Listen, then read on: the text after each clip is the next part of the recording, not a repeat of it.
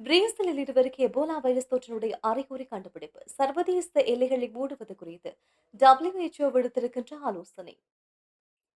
அமெரிக்காவில் பரவி வருகின்ற எபோலா வைரஸை கட்டுப்படுத்த கனடாவினுடைய அரசாங்கம் $80 லட்சம் நிதியுதவி அறிவிப்பு.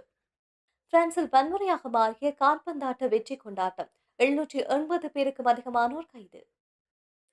காவல்துறை அதிகாரியின் வாகனத்தை பயன்படுத்தி அதிகாரிகள் மீது நடத்தப்பட்ட கண்மூடித்தனமான தாக்குதல் வட அயர்லாந்தில் பரபரப்பை ஏற்படுத்திய சம்பவம். இந்த ஆண்டினுடைய மற்றொரு ஒரு புதிய மாதத்தில் உங்களை மீண்டும் பெட்டகம் நிகழ்ச்சியூடாக சந்திப்பதில் மகிழ்ச்சி. உலகளாவிய ரீதியில் பல விடயங்கள் இடம்பெற்றுக் கொண்டிருக்கிறது. ஒரு பக்கமாக போர், இன்னொரு பக்கமாக புதிய புதிய வைரஸ் தொற்றுகள் பதிவாகின்றது. இதுவரைக்கும் அமெரிக்க நாட்டை பொறுத்தவரையில் 250க்கும் அதிகமானவருடைய உயிரை காவு கொண்ட எபோலா வைரஸ் தொற்று தற்போது பிரேசிலில் பரவியிருக்கலாம் என்ற ஒரு அச்சத்தை மருத்துவர்கள் மத்தியில் ஏற்படுத்தி இருக்கின்றது. இந்த சிகிச்சை அளிப்பதற்கு முன்பாக இந்த எபோலா வைரஸுக்கு மருந்து கொண்டு போய் சேர்ப்பதற்கு முன்பாகவே இந்த வைரஸ் தொற்று மிக வேகமாக பரவி வந்து கொண்டிருக்கிறது. கட்டுப்படுத்த முடியாத அளவுக்கு இதனுடைய தாக்கம் இருந்து வருவது உலகளாவிய ரீதியில் ஒரு பயத்தை ஏற்படுத்தி இருக்கின்றது. அதிலும் குறிப்பாக இதுவரைக்கும் இந்த வைரஸ் தொற்றுக்குள்ளான ஹங்கோ ஜனநாயக குடியரசில் 1000க்கும் அதிகமானவர்களுக்கு இந்த தொற்று பதிவாகி இருக்கின்றது. 250க்கும் அதிகமானவர்கள் இதுவரைக்கும் மரணம் அடைந்திருக்கின்றார்கள். பல நாடுகளுடைய எல்லைகள் மூடப்பட்டுக் கொண்டிருக்கிறது. இதுல என்ன ஒரு சிக்கலான ஒரு விஷயம் என்னவென்றால், இந்த எபோலா வைரஸ் தொற்று பரவி மிக ஒரு குறுகிய காலத்தில் இவ்வளவு வேகமாக பரவுவது வரலாற்றில் இதுதான் முதல் தடவை என்ற ஒரு விடயத்தை இந்த எல்லைகளற்ற மருத்துவர்கள் குழு ஒரு எச்சரிக்கையாகவும் விடுத்திருக்கின்றார்கள். தற்போது இது பிரேசிலுக்கு எப்படி வந்திருக்கின்றது என்றால், ஹங்கோ ஜனநாயக குடியரசில் இருந்து பிரேசிலுக்கு வந்த 37 வயது மதிக்கத்தக்க ஒரு நபருக்கு இந்த எபோலா வைரஸுக்கான அறிகுறிகள் தற்போது கண்டுபிடிக்கப்பட்டிருக்கிறது.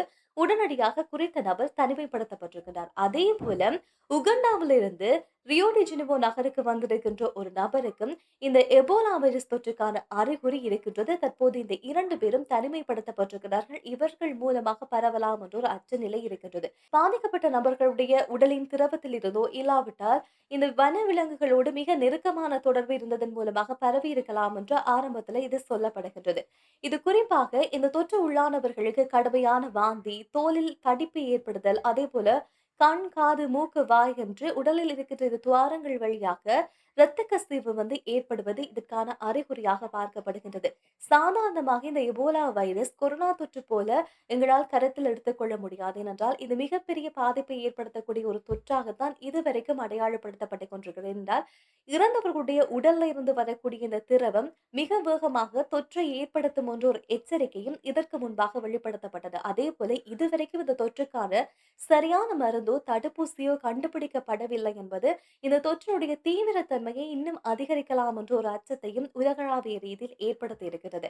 இந்த சூழ்நிலையில தற்போது ஏனைய சர்வதேச நாடுகள், அதுவும் குறிப்பாக அமெரிக்கா, ருவண்டா, உகண்டா போன்ற நாடுகள் அவர்களுடைய எல்லைகளை மூட ஆரம்பித்திருக்கின்றார்கள். சர்வதேச போக்குவரத்துகளை கட்டுப்படுத்த ஆரம்பித்திருக்கின்றார்கள். ஆனால் WHO சொல்கின்ற விஷயம், எந்த நாடுகளும் எந்த சர்வதேச நாடுகளும் அவர்களுடைய சர்வதேச எல்லைகளை மூட வேண்டாம் என்று ஒரு அறிவுறுத்தலை வழங்கியிருக்கின்றார்கள். இதற்கான காரணமாக அவர்கள் கூறுகின்ற விடயம், நீங்க சர்வதேச எல்லைகளை மூடுவீர்களாக இருந்தால் தொற்று பரவலுக்குள்ளான நாடுகளில் இருந்து உங்களுடைய நாடுகளுக்கு ஒருவர் உள்நுழைகின்ற நேரம் பயத்தின் காரணமாக அவர்கள் பொய் சொல்லக்கூடும். இதனால் உண்மையான தொற்றாளர்களை அடையாளம் காண்பதில் சிக்கல் வரும். எனவே இந்த எல்லைகளை மூட வேண்டாம் என்று ஒரு அறிவுறுத்தல் விடுக்கப்பட்டிருக்கிறது. ஆனால் பல நாடுகள் தங்களுடைய நாட்டுக்கு இந்த தொற்று வராமல் இருப்பதற்கான முன்னெச்சரிக்கை நடவடிக்கையாக விமான போக்குவரத்துகளை கட்டுப்படுத்துகின்றார்கள். அதே போல அவர்களுடைய எல்லைகளை மிக இறுக்கமான மருத்துவ கண்காணிப்புக்குள் கொண்டு வந்திருக்கின்றார்கள். எபோலா வைரஸ் தொற்றுக்கு அஞ்சி கனடா தன்னுடைய எல்லை பகுதிகளை மூடுகின்றது. ஆனால் எல்லை பகுதிகளை மூடுவதற்கு பதிலாக ஆப்பிரிக்க நாடுகளோடு இணைந்து இதை முற்றுமுழுதாக கட்டுப்படுத்துவதற்கு நடவடிக்கை எடுக்க வேண்டும் என்று சொல்லி தொற்று நோய் நிபுணர் மருத்துவர் ஐசாக் புகோச் அவர்கள் வலியுறுத்தி இருக்கின்றார். உலக நாடுகளுக்கு அச்சுறுத்தலாக மாறியிருக்கின்ற இந்த எபோலா வைரஸ் தொற்றானது ஹங்கோ ஜனநாயக குடியரசு, உகண்டா, தென் சூடான் போன்ற நாடுகளுக்கு மிக வேகமாக பரவிக் கொண்டிருக்கிறது. கட்டுப்படுத்த முடியாத அளவுக்கு இது சென்று கொண்டிருப்பதாக WHO சொல்லியிருந்தது. அதே போல இதை கட்டுப்படுத்துவதற்கு தற்போது வரைக்கும் மருந்துகள் இல்லை, தடுப்பூசிகள் இல்லை. இந்த விஷயத்தை இந்த தொற்றை கட்டுப்படுத்துவது ஒரு குறுகிய காலத்தில் நடக்கக்கூடிய ஒரு விடயமே கிடையாது. எபோலாவை கட்டுப்படுத்துவதற்கு இன்னும் சில ஆண்டுகள் ஆகலாம் என்று ஒரு எச்சரிக்கையும் குறித்த மருத்துவர் வெளிப்படுத்தியிருக்கின்றார். அதே நேரத்தில வருகின்ற உலகக்கோப்பை போட்டிகளுக்காக பல முன்னெச்சரிக்கைகள் நடவடிக்கை எடுக்கப்படுகின்றது. அதுவும் குறிப்பாக ஆப்பிரிக்க நாடுகளில் இருந்து கனடாவுக்குள்ள வருகின்ற நபர்களுக்கு 21 நாள் தனிமைப்படுத்தல் காலம் கண்டிப்பாக உ இவர்கள் தனிமைப்படுத்தல்ல இருக்கணும் என்று சொல்லி அரசாங்கம் விதித்திருக்கின்றார்கள். இது குறித்து பேசியிருக்கின்ற மருத்துவர், கனடாவினுடைய அரசாங்கம் இந்த தனிமைப்படுத்தல் காலத்தை கொண்டு வந்திருக்கின்றது. ஆனால் இந்த நடவடிக்கை ஒரு குறுகிய காலத்துக்குள்ள நாட்டுக்குள்ள தொற்று வராமல் இருப்பதை கட்டுப்படுத்துறதுக்கான முயற்சிகளை மேற்கொள்ளலாம். ஆனால் நீண்ட காலத்துக்கு இந்த விடயம் பயனளிக்காது. அப்படி பயனளிக்க வேண்டுமாக இருந்தால், இதற்கு பதிலாக பாதிக்கப்பட்ட நாடுகளோடு இணைந்து அதை முற்றுமுழுதாக அழிப்பதற்கான நடவடிக்கைகளை கனடா முன்னெடுக்க வேண்டும் என்று ஒரு ஆலோசனை விடுக்கப்பட்டிருந்தது. அதேபோல கனடா மக்களை பாதுகாக்க வேண்டுமானால் சர்வதேச சமூகத்தோடு இணைந்து இந்த தொற்று இல்லாமல் ஆக்குவதற்கான நடவடிக்கைகளை முன்னெடுக்க வேண்டும். அதற்கான தார்மீக நடவடிக்கைகளை கனடா செய்ய வேண்டும் என்று பல நிபுணர்கள் எச்சரித்ததை தொடர்ந்து கனடா அரசாங்கம் தற்போது ஒரு முடிவுக்கு வந்திருக்கிறது. அதுவும் குறிப்பாக இதற்கான தடுப்பூசியை கண்டுபிடிப்பதற்கான பணிக்காக தற்போது கனடிய அரசாங்கம் $8 மில்லியன் இதுக்காக ஒதுக்கி இருக்கின்றார்கள். சர்வதேச ரீதியில ஆய்வுகளுக்காக இது ஒதுக்கப்பட்டிருக்கிறது. ஒவ்வொரு அமைப்புகளுக்கும் ஒரு குறிப்பிட்ட தொகை வழங்கப்பட்டு தடுப்பூசியை கண்டுபிடிப்பதற்கான முயற்சிகளை கனடா அரசாங்கம் இப்போது மேற்கொண்டு வருகின்றது. அதுவும் குறிப்பாக இந்த எபோலா தடுப்பு அனுபவத்துல சிறந்திருக்கின்ற ஒரு நபரை தெரிவு செய்து அவரை இந்த தொற்றுக்கு உள்ளாகி இருக்கின்ற நாட்டுக்கு ஹங்கோ நாட்டுக்கு அனுப்புவதற்கான நடவடிக்கையும் தற்போது கனடா அரசாங்கம் முன்னெடுத்திருக்கின்றது. இது ஒரு முக்கியமான விடயமாக பார்க்கப்படுகின்றது. ஏனென்றால் சர்வதேச நாடுகள் ஏனைய நாடுகள் முன் வந்து இந்த எபோலா வைரஸை கட்டுப்படுத்துவதற்கான நடவடிக்கைகளை முன்னெடுத்தால் மட்டுமே ஒரு உலகத்துக்கு இருக்கின்ற அச்சத்தை இல்லாமலாக்கும். இல்லாத பட்சத்துல கண்டிப்பாக இந்த தொற்று உலகத்தில் இருக்கின்ற வேறு நாடுகளுக்கு பரவுமாக இருந்தால் இதனுடைய விளைவு நினைத்து பார்க்க முடியாத அளவுக்கு போகும். ஏனென்றால் இந்த வைரஸ் தொற்று என்பது சாதாரணமான தொற்று கிடையாது. மிக மோசமான பாதிப்பை ஏற்படுத்தும். இந்த தொற்று உருவாகி இருக்கின்ற பல மனிதர்கள் இறக்கின்ற தருவாயை தான் எட்டுவார்களே தவிர இவர்களை காப்பாற்றுவது என்பது குறிப்பிட்ட சதவீதம் சாத்தியமில்லாத ஒரு விடயம் என்றுதான் எச்சரிக்கப்பட்டுக் கொண்டிருக்கின்றது. இந்த தொற்று பரவக்கூடிய விகிதம் என்பது இப்போது கணிசமாக அதிகரித்துக் கொண்டே இருக்கின்றது. அதே போல ஒரு இறந்தவருடைய உடல்ல இருந்து இந்த தொற்றினுடைய வேகம் மிக மோசமாக பரவும் அடுத்தவருக்கு என்ற ஒரு எச்சரிக்கையும் WHO விடுக்கப்பட்டிருக்கிறது. எனவே இதுக்கு ஒட்டுமொத்த முடிவு உலக நாடுகளும் இணைந்து முன்வந்து இந்த தொற்றை முற்றுமுழுதாக அழிப்பதற்கான கட்டுப்படுத்துவதற்கான தடுப்பூசி நடவடிக்கைகளை மேற்கொள்வது மட்டும்தான் இந்த தொற்றிலிருந்து உலகத்தை பாதுகாப்பதற்கான ஒரு முக்கியமான நடவடிக்கையாக இருக்கும் என்பதனால் கனடா எடுத்திருக்கின்ற இந்த முடிவு பல நாடுகளும் பல பேரும் வரவேற்று வருகின்றார்கள். ஐரோப்பிய கால்பந்தாட்ட தொடரான சாம்பியன் லீக்கின் இறுதிப் போட்டியில் PSV அணி வெற்றி பெற்றது. இந்த வரலாற்று வெற்றியை தொடர்ந்து பிரான்சில் இருக்கின்ற பல்வேறு பகுதிகளில் கொண்டாட்டம் மேற்கொள்ளப்பட்டது. ஆனால் இந்த கொண்டாட்டம் இறுதியில் வன்முறையாக வெடித்திருக்கிறது. நாடு முழுவதும் இடம்பெற்ற இந்த மோதல்ல 780 பேர் இதுவரைக்கும் கைது செய்யப்பட்டிருக்கிறார்கள். கொண்டாட்டத்தின் போது பாரிஸ் நகரின் ரிங் ரோட்டுக்கு அருகாமையில் மிக வேகமாக வந்து கொண்டிருந்த ஒரு 20 வயது மதிக்கத்தக்க இளைஞர் அங்கிருந்த கான்கிரீட் தடுப்பு மீது மோதி இருக்கின்றார். மோதியதில் சம்பவ இடத்திலே குறித்த இளைஞர் பலியாகி இருக்கின்றார். அதே போல மற்றொரு இளைஞர் கொள்ளை முயற்சியில் ஈடுபட்ட போது கத்தி குத்துக்கு இலக்காகி ஆபத்தான நிலையில் மருத்துவமனையில் அனுமதிக்கப்பட்டு தீவிர சிகிச்சை வழங்கப்பட்டுக் கொண்டிருக்கிறது. பாரிசுடைய முக்கிய பகுதிகளில் முக்கிய நகரங்களில் கூடியிருக்கின்ற கும்பல்கள் அங்கிருந்த பாதுகாப்பு படை மீது பட்டாசுகளை வீசுவது, அங்கிருந்து இருக்கின்ற வாகனங்கள் மீது கார்களுக்கு தீ வைப்பது என்று மோசமான செயற்பாடுகளில் ஈடுபட்டிருக்கின்றார்கள்.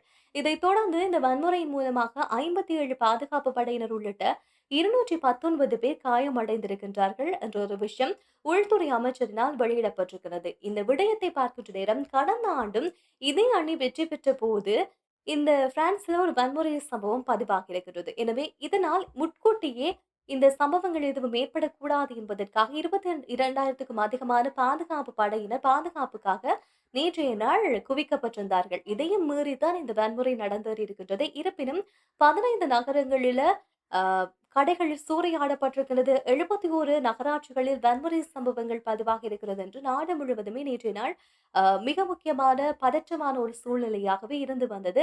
இவ்வாறான சூழ்நிலையை அவதானிக்கின்ற நேரம் கடந்த ஆண்டோடு ஒப்பிடுகின்ற நேரம் இந்த ஆண்டு 32% இந்த வன்முறை சம்பவங்கள் அதிகரித்திருப்பதாகவும் பார்க்க முடிகின்றது. அது மட்டுமில்லாமல் இந்த சம்பவத்துக்கு பிறகு இனி இந்த போட்டிகள் இடம்பெறுகின்ற நேரம், போட்டிகள்ல மக்கள் கூடக்கூடாது என்பதற்காக இந்த கூட்டங்கள் கூடுவதற்கான தடை விதிக்க வேண்டும் என்ற ஒரு கோரிக்கை தற்போது முன்வைக்கப்பட்டுக் கொண்டிருக்கின்றது. அதே சூழ்நிலையில இந்த சம்பவத்தை தொடர்ந்து அரசியல் ரீதியாக கடும் விமர்சனங்கள் மேற்கொள்ளப்பட்டுக் கொண்டிருந்தது. என்னதான் விமர்சனங்கள் மேற்கொள்ளப்பட்டுக் கொண்டிருந்தாலும், இந்த பதட்டத்துக்கு மத்தியில் ஞாயிற்றுக்கிழமை மதியம் ஈஃபில் டவருக்கு அருகாமையில இந்த வீரர்களை வரவேற்பதற்கான நிகழ்வு இடம்பெற்றதோடு, இமானுவேல் மேக்ரோன் அவர்கள் அவர்களை வரவேற்பதற்காக அரண்மனைக்கு அழைத்து சென்றிருக்கக்கூடிய நிகழ்வுகளும் நேற்றைய நாள் மும்முரமாக நடைபெற்றிருந்தது என்பது மிக முக்கியமாக குறிப்பிடக்கூடிய ஒரு விஷயம்.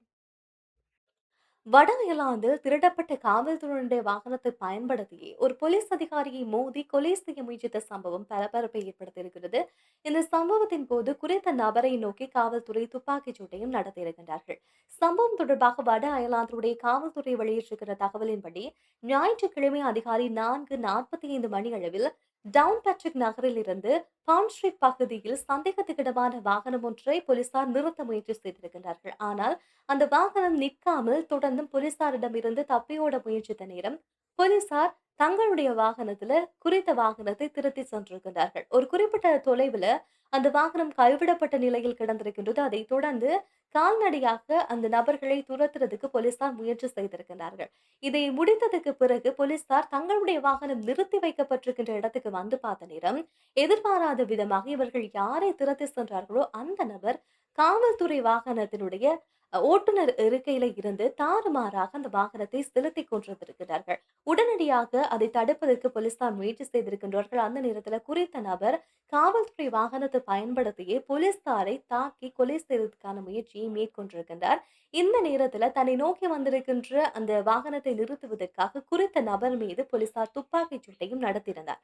ஆனால் எப்படி இருந்தாலும் குறித்த வாகனம் போலீசாரை தாக்கியிருக்கின்றது. விபத்துக்குள்ளாகி இருக்கிறது. இதுல மிக மோசமாக பாதிக்கப்பட்டவர் அந்த குறித்த போலீசார் வந்து இப்போது தீவிர சிகிச்சை பிரிவில் அனுமதிக்கப்பட்டு அவருக்கான சிகிச்சை அளிக்கப்பட்டுக் கொண்டிருக்கிறது. எவ்வாறாக இருந்தாலும் குறித்த சந்தேக நபர் போலீஸ் வாகனத்தை நிறுத்திவிட்டு அந்த இடத்திலிருந்து தப்பி ஓடியிருக்கின்றார். ஆனால் இப்போது அந்த குறித்த சந்தேக நபர் கைது செய்யப்பட்டிருக்கின்றார். 27 வயதான நபர் கைது செய்யப்பட்டிருக்கிறார். இப்போது அவர் மீது கொலை முயற்சி வழக்கு பதிவு செய்யப்பட்டு மேலதிக விசாரணைகள் என்பது முன்னெடுக்கப்பட்டிருக்கிறது.